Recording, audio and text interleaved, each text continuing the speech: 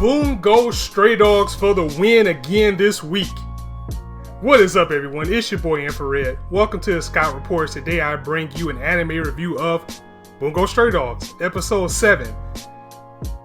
Allow me to go off the rails a little bit with my approach on this episode. I usually give you guys a breakdown and I give my thoughts either within it or at the very end.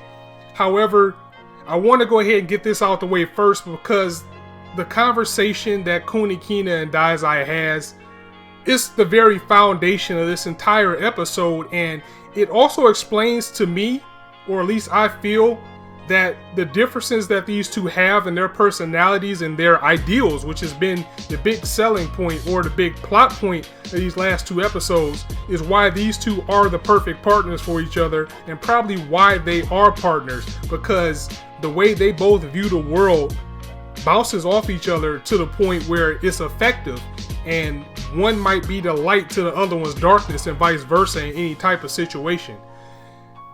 Overall, we get a quote from Dazai in this episode where he says, "Justice is a weapon. It can be used to harm, but it cannot save anyone." Basically what he's hinting at here, and again, this is going a little bit off the rails and just giving my thoughts first. Kunikina and Dazai have two different views of the world. Dazai comes from Port Mafia, so we know he probably has a dark past that will later be explained, but the one that we see right now is more happy-go-lucky and more carefree, and that's how he feels about everything, even death, as he feels death is a natural progression. Kunikina, on the other hand, Kunikina is stern, he's tried and true, he is all about justice through and through. But we get to see in these past two episodes, which is actually based off of a light novel that focuses on Kunikina, and I have to commend how they took a light novel about the character and melded into the series and actually made it work. And you know, some of the scenes may felt a little bit off, but overall it was effective, as it does feel like it's still a part of the main story. We learn about the flaws with Kunikina's lifestyle and ideals as well, because he is so for justice. Just like I was saying, Dazai is the type of person who feels that death is a natural progression, death is going to come, death is going to happen, and no matter how much justice you put in, you're not going to be able to stop that train. Kunikina is the type of person who takes death personally, especially on his own accord, that when something is his fault, he wants to do whatever he can to stop it, and he wants justice to always go through and through. Dazai makes a point that he needs to kind of relax, or he needs to see things a little bit lighter, or loosen up his grip as trying to go on justice, because the road to hell is paved with good intentions. After a while, you'll begin to strive for something so much that you will begin to go down the wrong path yourself. I mean, look at some of the most notable people, especially animated comics and everything that you see, even in real life.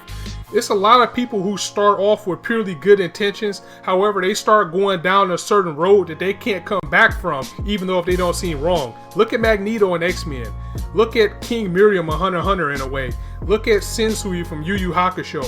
These are all people who started off, or maybe started on a certain path and end up on the wrong side of the tracks and couldn't come back from the things they did because they were overall seeking justice.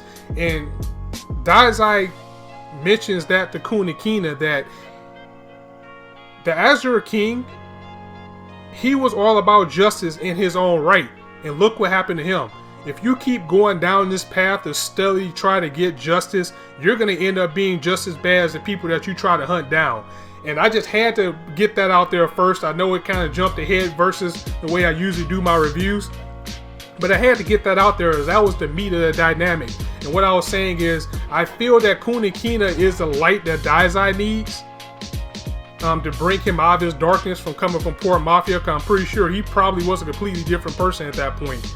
And at the same time, Dazai is the light that's stopping Kunikina from going down the dark path. So I just wanted to get that out there. I want to commend this episode for showing that dynamic in this relationship.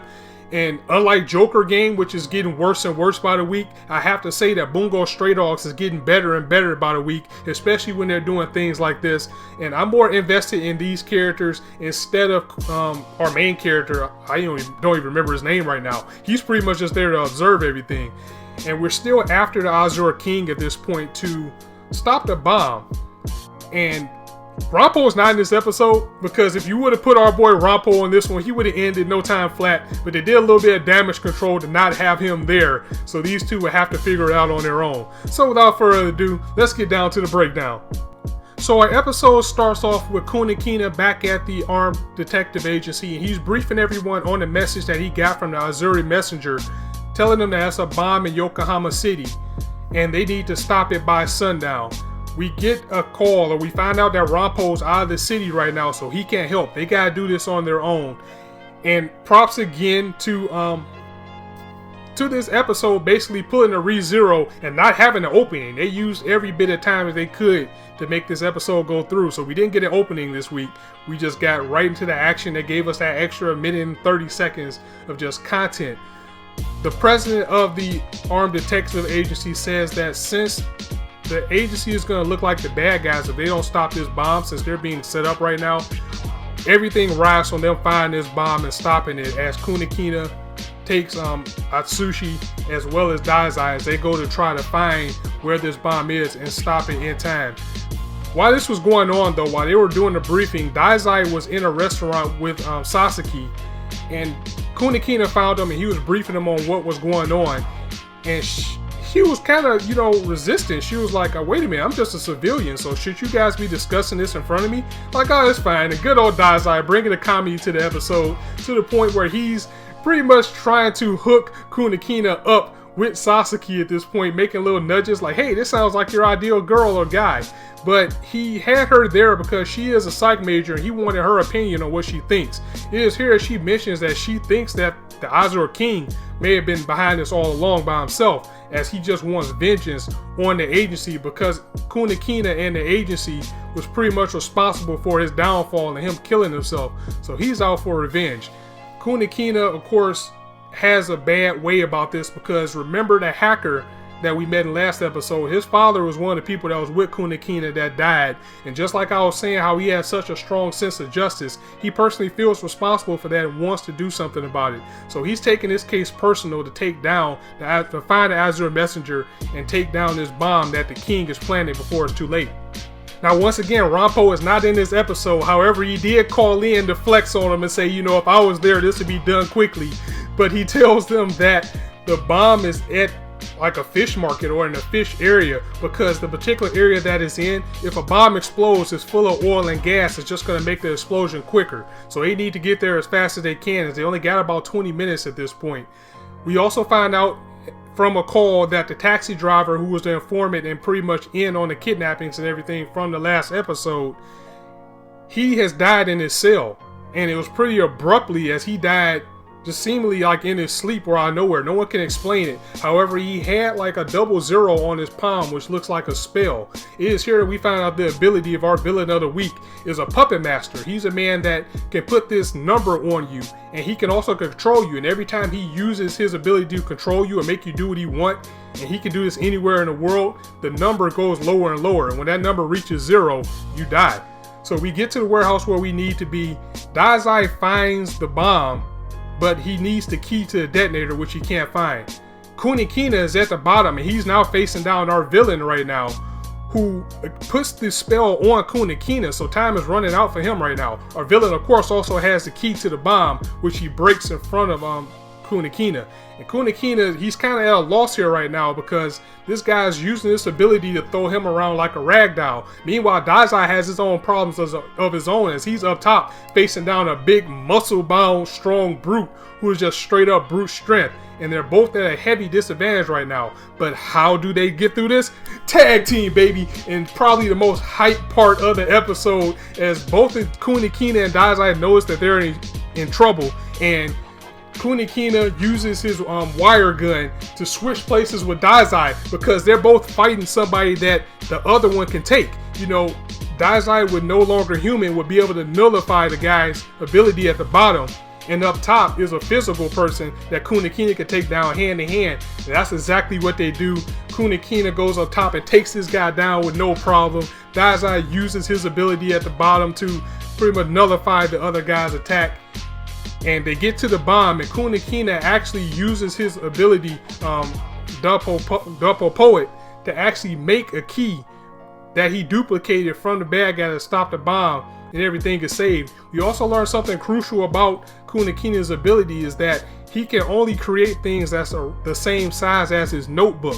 So I don't know. I thought his ability was broken at first, and it still has potential, but that kind of limits him a little bit less than I thought he would. I'm not saying he's like bad or anything. I just thought he was super broken if he could make anything he wanted out of that book, but it's only limited to something that's small. So we fast forward a little bit, and Dazai calls Kunakina to meet him in a disclosed location where he's now meet up with Kunakina as well as the hacker friend from the beginning of the episode and last episode, as Dazai had a drive that proves who the Azure Messenger is. We come to find out that Sasaki was actually the Azure Messenger all along. She was behind everything.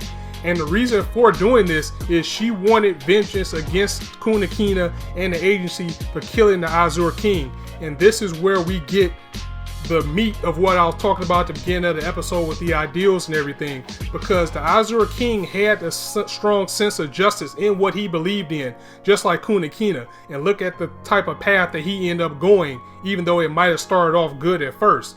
So now she wants to get her vengeance from him.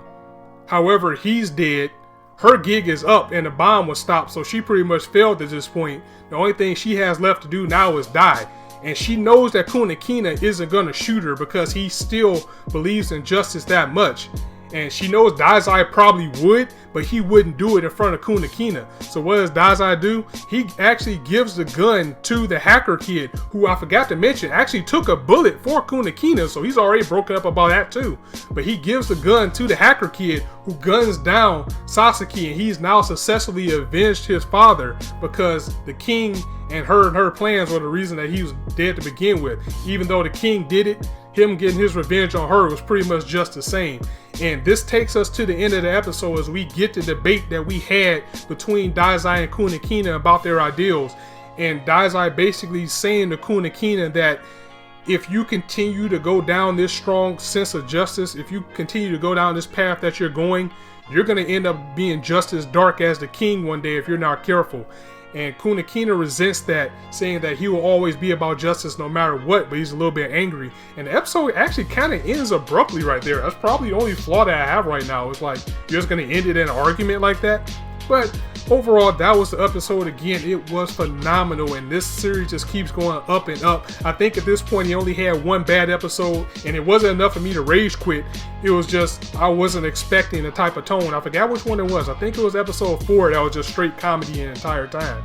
But it was the episode 5 where we got Rampo, and the episode after that where I realized what we're getting into with Bungo Stray Dogs, the type of tone we're going to have, the type of series that we're going to have. And there's still room for improvement as it just keeps getting better and better. It's like I accepted it, just like I said last week, that it doesn't even have to get dark. As long as it keeps bringing me quality episodes like these last 3, I am okay with it. I am good, and I cannot wait till next week. So yeah, that was the episode in a nutshell. Let me know what you guys thought in the comments. If you liked the video, go ahead and hit a like, and if you want to hear more, go ahead and hit that subscribe button, as I bring you guys content almost every day right now. And as I always say, you guys can be anywhere on YouTube right now, but you chose to listen to me, and I really appreciate that. So thank you guys very much for stopping by. That is it for the Scout Report. I'm going to go ahead and close it here. Be sure to join me tomorrow as I bring you a review of Cabaneri the Iron Fortress, as well as a manga review of One Piece, and a manga live reaction review of Hunter x Hunter. That's right. So on that note, it's your boy Infrared signing out. See you soon.